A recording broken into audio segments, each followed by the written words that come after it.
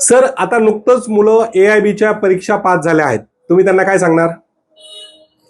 AIB ची परीक्षा pass झाल्यामुळे आपण ऑल इंडियामध्ये कुठेही वकिली करू शकतो. म्हणजे काय की AIB पास होणं म्हणजे ॲडव्होकेट झालं.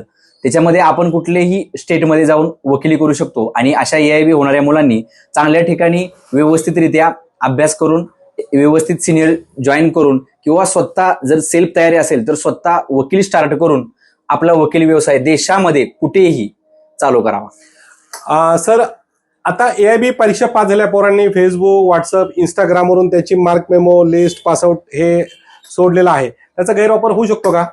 हो, याचा 100% गैरवापर होऊ शकतो. कारण या ज्या मार्कशीट आहेत किंवा या ज्या पर्सनल गोष्टी आहेत त्या कधीही ऑनलाईन याच्यावरती टाकू नये. कारण त्याच्यामध्ये दुसरे आपले ऍड नाव करून किंवा याचा गैरफायदा घेऊन किंवा डुप्लिकेट ID करून आपण वकिलते असलेल्याचा किंवा आपला वकालतचा जो नंबर आहे, जो MAH नंबर असतो, तो वापरून आपला वकालतनामा दुसऱ्या ठिकाणी दाखल करून काहीतरी गैरफायदा त्याच्यामध्ये घेऊ शकतात.